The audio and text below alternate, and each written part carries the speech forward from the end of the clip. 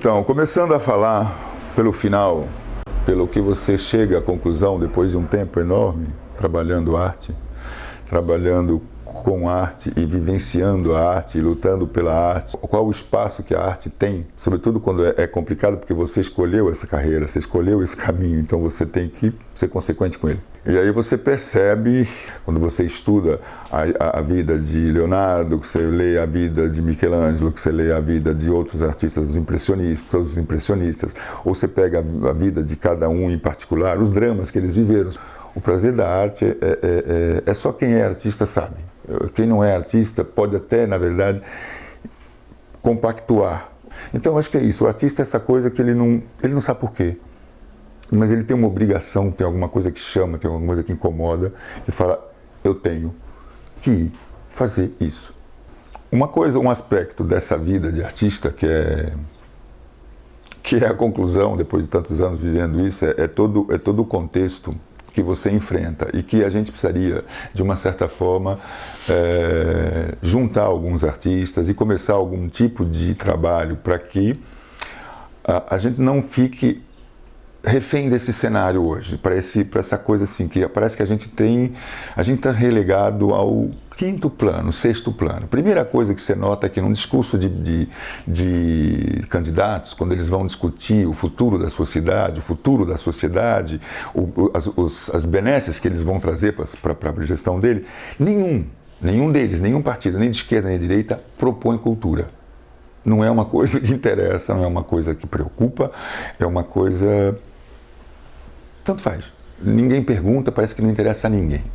Então faz com que o homem hoje ele fique refém do quê? Ele é refém da televisão, então ele vê a arte através da televisão. A arte que a televisão tem é o quê? É a arte dramática, tem até novela, ele tem a televisão, a arte visual, que é a propaganda, mas se resume a isso.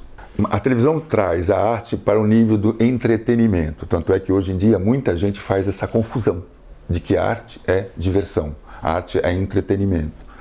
A gente até, fica até chato falar isso, mas as secretarias de culturas municipais, eu não sei aqui, por exemplo, aqui de Campinas é o caso, de outras eu não sei como é que acontece, elas acabam se tornando secretarias de eventos, às vezes culturais, às vezes não. Às vezes é puro lazer, às vezes tem alguma apresentação de um músico, mas geralmente o foco, 90% do que eles promovem, do que eles se ocupam, é de promover evento. Você não vê nenhum trabalho de formação de público, você não vê nenhum trabalho de desenvolvimento dos artistas em potencial que a cidade tem, tentar descobrir, canalizar o esforço para que ele cresça. Vamos lá, esse menino tem dom para violino, esse menino tem dom para piano, esse aqui desenha muito bem, esse aqui compõe. Então, ir já detectando na infância e trabalhando, tendo a abertura, tendo escola, tendo um interesse para aquilo coisa. Você não vê nenhum movimento da prefeitura reunindo uma grande mostra e levar essa mostra para São Paulo, levar essa mostra para o Rio de Janeiro, para que isso divulgue os artistas, que façam uma espécie de intercâmbio entre esses artistas daqui e os de fora. Enfim, são uma série de coisas que a Secretaria poderia se ocupar no desenvolvimento da arte, e ela não se ocupa. O segundo aspecto que a gente sofre é a questão de material. O material de pintura para o brasileiro é muito caro e é ruim. Então, quando você faz o seu trabalho, que você desenvolve o seu trabalho, você vai confrontar o seu trabalho com o trabalho de um artista de fora, você já perde aí, porque o material dele é melhor. E, aliás, é mais barato para ele do que é para nós.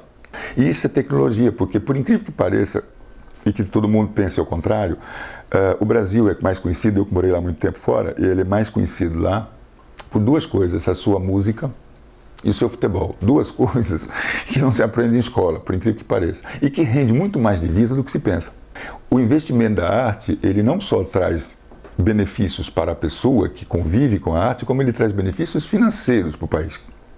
E eu não sei por que o Brasil não tem esse interesse, eu ignoro por que não se faz isso. Quando você escolhe, realmente, você fala assim, eu vou ser artista, você não sabe, realmente você não tem ideia, você segue um chamado de uma parte do teu corpo, e aí você vai atrás disso, meio contra tudo e contra todos, porque todo mundo morre de medo, fica com pena. Os pais geralmente têm pena do filho que vira artista, que fala, vai sofrer, mais um sofredor. Você entra, mesmo nessa, é tão bom que você vai, você topa, como meu caso, eu topei a minha, eu mudei de tudo, eu mudei de cidade, eu mudei de profissão, eu era engenheiro, resolvi ser artista, de artista eu fui para Paris, já fui viver isso intensamente, e lá eu passei por uma série de situações, mas ao mesmo tempo a dificuldade que eu vivia de estar numa terra nova, fazendo uma coisa nova, longe de todos, porque naquela época não tinha telefone, quer dizer, tinha telefone, mas para conseguir um telefone para ligar para o Brasil era caríssimo, a gente vivia de correio, mas o que superava tudo isso era estar em contato com aquilo que você escolheu para fazer. Na terça-feira, a terça-feira era gratuito, entrava lá e ia ver o quadro de Cézanne ao vivo. Aquele quadro, ver como ele pintou, como ele fez. Então, você está em contato com o teu mestre mais próximo, ele é mais próximo do que você ser refém de uma reprodução de fotografia. Óbvio que isso também não impede, eu poderia não ter ido para Paris, eu poderia ter ido no interior de Goiás, eu seria artista. Eu seria um artista diferente, eu faria outra coisa, eu teria outra expressão. Mas o artista, ele passa acima dessa condição ou técnica, ele desenvolve uma técnica. Se ele não sabe, ele desenvolve uma técnica. A única coisa que não cabe na arte, eu acho, é a desonestidade da arte. É quando aquela pessoa que você vê que ele é desonesto. Ele não se aplica, ele não sonha a arte que ele vai produzir, ele faz porque rende. Ele faz porque é da notoriedade, ele faz porque é o que se está fazendo. Isso é muito ruim, isso é péssimo. Eu acho que esse caminho a gente nunca tem que levar, nunca tem que entrar. Porque ele é uma rua sem saída, ele não te leva a lugar nenhum. Ele simplesmente, você pode ganhar dinheiro, você pode ficar rico, realmente você pode até ficar com uma certa notoriedade. Eu acho que, inclusive, se você está em busca de notoriedade, acho que o caminho é esse. É fazer o que está se fazendo, é fazer o que se faz, ficar refém disso. Até outro dia eu conversava até com a minha filha, a gente conversou sobre isso, a gente falava, o pior que pode acontecer para um artista é ele ficar famoso. Porque ele fica famoso muito cedo, porque aí ele trava, aí ele bloqueia, aí ele fica refém daquilo, o que deu certo. Ele não vai ousar fazer outra coisa que não dê mais certo. É difícil, mas quando eu fui aprender a esquiar, uma época aconteceu, morando na Europa eu fui. Você só consegue esquiar bem, consegue realmente esquiar quando você perde o medo de se lançar no vazio. Que os seus dois esquis ficam para descida. E você fala, bom, agora eu vou. E você só vira artista quando você perde o medo do vazio. Quando você tem medo do vazio, você não fica artista, você fica voando para cá, voando para lá, pousando aqui, pousando ali. Quando você resolve mesmo, você abre mão de tudo, você tem que abrir mão de tudo, você tem que não querer mais. É um sacerdócio, é pior que um sacerdócio, eu acho. É uma coisa que você vive em função dela.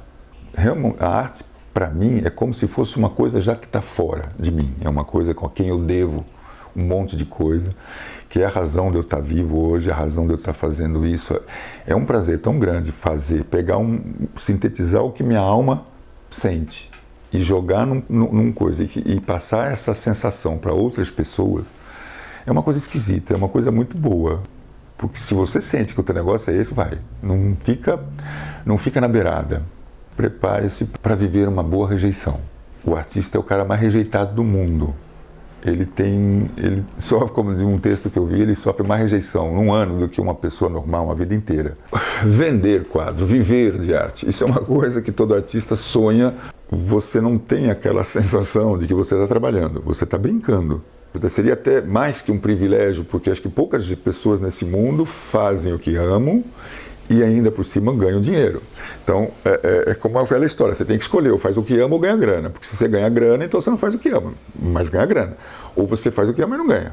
Então, eu acho que o artista tem que partir para a segunda opção.